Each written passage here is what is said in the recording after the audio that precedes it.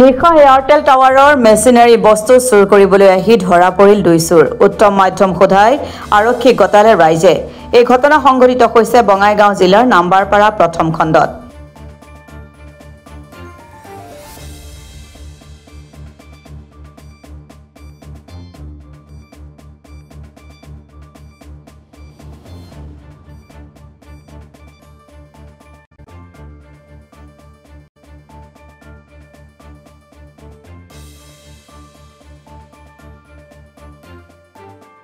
আপোনালোকে গৰু চুৰ ছাগলী চুৰ আদিৰ নাম প্ৰায়ে শুনি থাকে কিন্তু হেবোৰ নাম পুৰণি হ'ল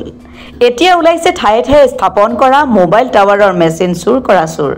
আজি পুৱতি নিশা বঙাইগাঁও জিলাৰ কোকিলা আৰক্ষী নিৰীক্ষণ চকীৰ অন্তৰ্গত নাম্বাৰপাৰা প্ৰথম খণ্ডৰ মাজিদুৰ ৰহমানৰ ঘৰত স্থাপন কৰা এয়াৰটেল টাৱাৰৰ মেচিন আৰু আন আন সামগ্ৰী চুৰ কৰিবলৈ আহি ধৰা পৰে দুজনকৈ চুৰ পুৱতি নিশা কিবা শব্দ শুনাতে মাজিদুৰ ৰহমান বাহিৰলৈ ওলাই আহে পিছত টাৱাৰৰ ওপৰৰ ফালে ভালদৰে চোৱাত মানুহৰ নিচিনা দেখা পায় লগে লগে ওচৰ চুবুৰীয়াক মাত দিয়াত স্থানীয় ৰাইজে আহি চুৰ দুটাক কৰায়ত্ব কৰি উত্তম মাধ্যম সোধায় ঘটনাস্থলীত কোকিলা আৰক্ষী উপস্থিত হোৱাত আৰক্ষীক সমজাই দিয়ে চুৰ দুটাক এইফালে চুৰ দুটাই উল্লেখ কৰা মতে তেওঁলোকে বিভিন্ন ঠাইত টাৱাৰৰ মূল্যৱান সামগ্ৰী চুৰ কৰি বিক্ৰী কৰি আহিছে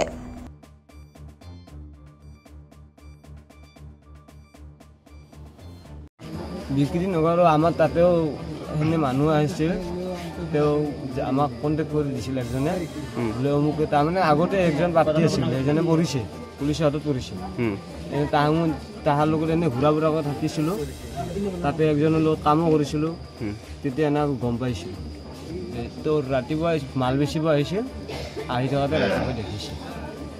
আচ্ছা এইটো কিমান টকা কৰি বিক্ৰী কৰা এটা মেচিন এনে মই জনা 40,000 টকা বুলি কৈছে ক'ত কোনে লয় এইবোৰ আমাৰ ৰামপুৰৰ লয় একজনে নামটো কি আছিল মহিবুল কি কৰে মহিবুলে কি কৰে নাজানো কেনেকৈ চিনাকি কেনেকৈ এই আমাৰ একজন পাৰ্টি আছিল না